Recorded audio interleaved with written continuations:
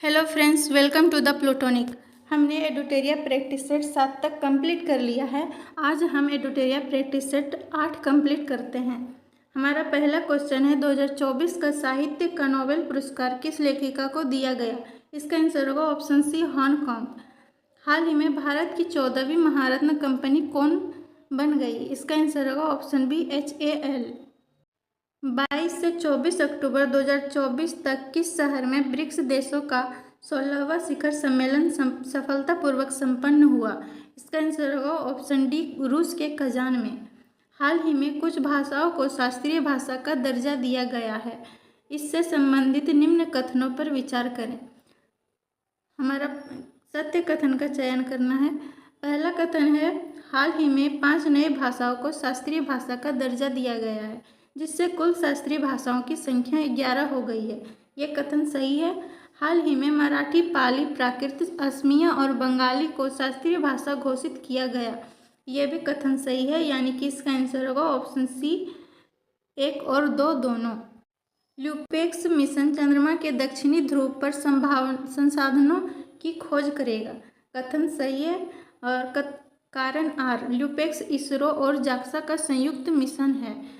कारण आर भी सही है, यानी कि इसका आंसर होगा ऑप्शन ए और आर दोनों सत्य है और आर एक ही सही व्याख्या है। वेलेस रेखा क्या है। जैसा कि हाल के अकादमिक अध्ययनों और वृत्त चित्रों में पुनः विचार किया गया है। इसका आंसर होगा ऑप्शन बी, एक जैव भौगोलिक सीमा जो इंडोनेशियाई द्वीप समूह में वनस्पतियों और जीवों के विशिष्ट विकासवादी पंथों को चिन्हित करती है। स्वच्छ भारत मिशन शहरी के तहत भारत के किस शहर में भारत का पहला हरित अपशिष्ट प्रसंस्करण संयंत्र शुरू किया जा रहा है। इसका आंसर होगा ऑप्शन सी, इंदौर। हाल ही में गृह मंत्रालय द्वारा किस प्रकार के अपराधों से निपटने हेतु E0 FIR पहल शुरू किया गया। इसका आंसर होगा ऑप्शन बी, साइबर अपराध। सड़क दुर्घटना से पीड़ित को अस्पताल पहुंचाने में मदद करने वाले व्यक्तियों को 25,000 रुपये इनाम हेतु राहगीर योजना की शुरुआत किस राज्य द्वारा की गई है। इसका आंसर होगा ऑप्शन डी, मध्य प्रदेश। अंतर्राष्ट्रीय योग दिवस 2025 का आधिकारिक थीम क्या है। इसका आंसर होगा ऑप्शन सी, एक पृथ्वी एक स्वास्थ्य के लिए योग। क्रिस्टी कोवेंट्री, जो अंतर्राष्ट्रीय ओलंपिक समिति की पहली महिला अध्यक्ष बनी, किस देश की तैराक है। इसका आंसर होगा ऑप्शन सी, जिम्बाब्वे। भारत द्वारा हाल ही में यूनेस्को की संभावित सूची में शामिल की गई 6 संपत्तियों में कौन सी एक नहीं है। इसका आंसर होगा ऑप्शन सी, कोणार्क सूर्य मंदिर। ये यूनेस्को की संभावित सूची में शामिल नहीं है। पहला भारतीय फिल्म महोत्सव किस स्थान पर आयोजित किया गया था। इसका आंसर होगा ऑप्शन सी, सिएटल, अमेरिका। हाल ही में अरुणाचल प्रदेश के कामले जिले में मनाए गए न्योकुम यूलो उत्सव का संबंध मुख्य रूप से किस जनजाति से है। इसका आंसर होगा ऑप्शन डी, नीसी जनजाति। देश में किस राज्य ने गांव के लोगों को त्वरित और पारदर्शी तरीके से न्याय दिलाने के लिए पहली बार ई-ग्राम कचहरी प्रणाली लागू की गई। इसका आंसर होगा ऑप्शन सी, बिहार। भारतीय नौसेना ने हाल ही में किस जहाज को महाराष्ट्र पर्यटन विकास निगम को सौंपा है ताकि उसे भारत के पहले अंडर वाटर म्यूजियम और कृत्रिम चट्टान में परिवर्तित किया जा सके। इसका आंसर होगा ऑप्शन सी, INS गुलदार।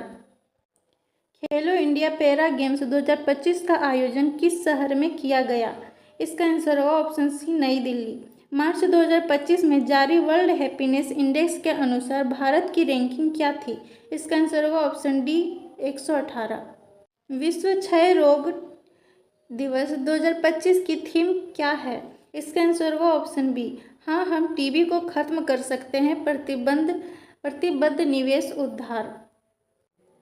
मार्च 2025 में भारतीय अंतरिक्ष अनुसंधान संगठन और सेमीकंडक्टर प्रयोगशाला द्वारा अंतरिक्ष अनुप्रयोगों के लिए विकसित किए गए भारत के पहले स्वदेशी 32 बिट माइक्रोप्रोसेसरों के नाम क्या है। इसका आंसर होगा ऑप्शन बी, विक्रम 3201 और कल्पना 3201। मार्च 2025 में भारत ने किस देश के साथ अपने समुद्री डिजिटलीकरण और डिकार्बोनाइजेशन को बढ़ावा देने के लिए एक आशय पत्र पर हस्ताक्षर किए? इसका आंसर होगा ऑप्शन बी, सिंगापुर। भारतीय रिजर्व बैंक द्वारा जारी भारत के धन प्रेषण सर्वेक्षण रिपोर्ट 2023-24 के संबंध में निम्नलिखित कथनों पर विचार करें। सही विकल्प का चयन करना है। पहला कथन है 2023-24 में भारत को सबसे अधिक रेमिटेंस संयुक्त राज्य अमेरिका से प्राप्त हुआ है। ये कथन सही है। दूसरा में है 2023-24 में भारत के राज्य में सबसे अधिक रेमिटेंस गुजरात राज्य में प्राप्त हुआ। ये कथन गलत है, यानी कि इसका आंसर होगा ऑप्शन ए, केवल कथन एक सही है। प्रख्यात हिंदी लेखक विनोद कुमार शुक्ल को हाल ही में भारत के सर्वोच्च साहित्यिक सम्मान 59वें ज्ञानपीठ पुरस्कार से सम्मानित किया गया है। इस सम्मान के संबंध में निम्नलिखित में से कौन सा कथन सही है? कथन एक में है उन्हें यह पुरस्कार लघु कथा, कविता और निबंध में उनके असाधारण कार्य के लिए प्रदान किया गया है। ये कथन सही है। दूसरा में है वह यह प्रतिष्ठित पुरस्कार पाने वाले छत्तीसगढ़ के पहले लेखक हैं। ये भी कथन सही है। तीसरा कथन है वह ज्ञानपीठ पुरस्कार से सम्मानित होने वाले 12वें हिंदी लेखक है। ये भी कथन सही है, यानी कि इसका आंसर होगा ऑप्शन डी, 1, 2 और 3। किस राज्य की सरकार ने जल इकाइयों के संरक्षण के लिए जल गंगा संवर्धन अभियान की शुरुआत की है? इसका आंसर होगा ऑप्शन बी, मध्य प्रदेश। 10वीं कक्षा में रोबोटिक्स शिक्षा अनिवार्य करने वाला भारत का पहला राज्य या केंद्र शासित प्रदेश कौन है? इसका आंसर होगा ऑप्शन सी, केरल।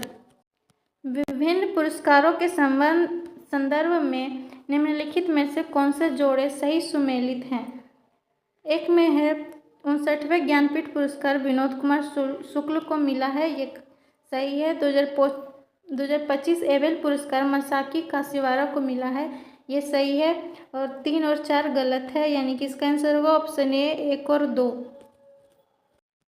भारतीय सिनेमा सांस्कृतिक प्रभाव और सार्वजनिक सेवा में योगदान के लिए लाइफ टाइम अचीवमेंट अवार्ड से किसे सम्मानित किया गया? इसका आंसर होगा ऑप्शन सी, चिरंजीवी को। भारत ने किस देश के साथ ग्रीन और डिजिटल शिपिंग कॉरिडोर सहयोग पर एक आशय पत्र पर हस्ताक्षर किए? इसका आंसर होगा ऑप्शन बी, सिंगापुर।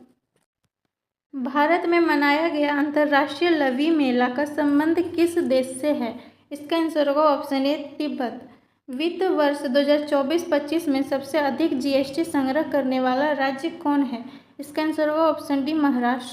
प्रधानमंत्री सूक्ष्म खाद्य उद्योग उन्नयन योजना के सफल क्रियान्वयन में भारत ने किस देश भर में कौन सा स्थान बिहार ने देश भर में कौन सा स्थान हासिल किया? इसका आंसर होगा ऑप्शन ए, पहला स्थान। 2025-26 खरीफ विपणन सत्र के लिए न्यूनतम समर्थन मूल्य के संबंध में निम्नलिखित में से कौन सा कथन सही है?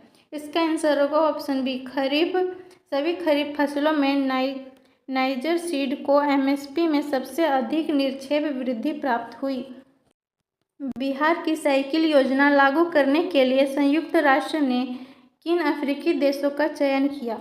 इसका आंसर होगा ऑप्शन डी, जाम्बिया और माली दोनों शामिल किया गया है इसमें। सी ड्रैगन 2025 वार्षिक बहुपक्षीय नौसैनिक अभ्यास का आयोजन कहाँ किया गया? इसका आंसर होगा ऑप्शन बी, पश्चिमी प्रशांत महासागर। हाल ही में अरब शिखर सम्मेलन की आपातकालीन बैठक कहाँ की गई? इसका आंसर होगा ऑप्शन सी, काहिरा। मोबाइल वर्ल्ड कांग्रेस 2025 बार्सिलोना में भारत का प्रतिनिधित्व किसके द्वारा किया गया?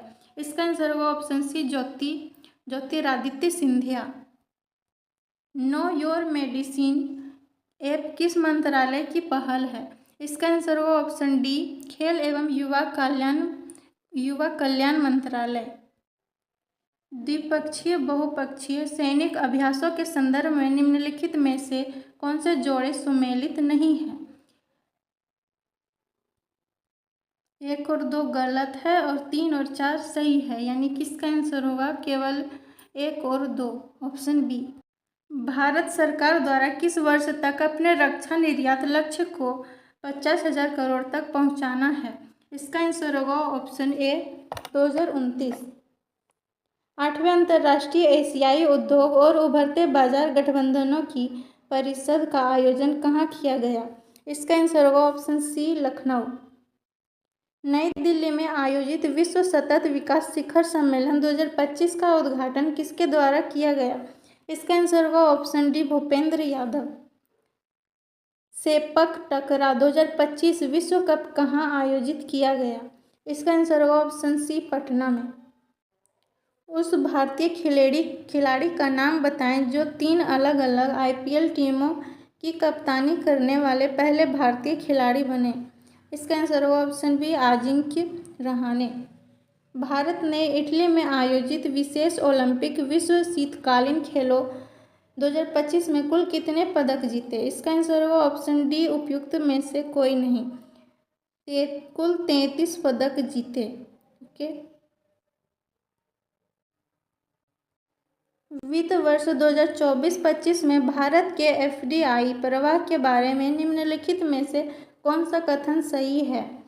पहला कथन है, वित्त वर्ष 2024-25 में भारत का कुल एफडीआई प्रभाव 2022 से 25 में भारत में एफडीआई इक्विटी प्रभाव 7128 बिलियन डॉलर था, जो पिछले वर्ष की तुलना में 14% कम है। ये ऑप्शन गलत है। कथन बी में है, वित्त वर्ष 2024-25 में सेवा क्षेत्र ने सबसे अधिक एफडीआई इक्विटी प्रभाव आकर्षित किया, जो कुल वजन का 19% था। ये ऑप्शन सही है। ये भी ऑप्शन गलत, ये भी ऑप्शन गलत, यानी कि इसका आंसर होगा ऑप्शन बी। निम्नलिखित कथनों पर विचार करें। कौन सा कथन सही है उसका चयन करना है। पहला कथन में दुनिया का सबसे लंबा सड़क नेटवर्क भारत में है। ये कथन गलत है। दुनिया का तीसरा सबसे लंबा मेट्रो नेटवर्क भारत में है। ये कथन सही है, यानी कि इसका आंसर होगा ऑप्शन बी, केवल 2। संयुक्त राष्ट्र की वर्ल्ड हैप्पीनेस रिपोर्ट 2025 से संबंधित निम्नलिखित कथनों पर विचार करें। कौन सा कथन सही है उसका चयन करना है। पहला कथन है, रिपोर्ट के अनुसार फिनलैंड को लगातार 8वें साल दुनिया का सबसे खुशहाल देश माना गया। ये कथन सही है। दूसरा कथन में है, भारत की रैंकिंग 197 देशों में 118वें स्थान पर है। यह भी कथन सही है। तीसरा में है, भारत की रैंकिंग में पिछले वर्षों की तुलना में लगातार गिरावट आई है।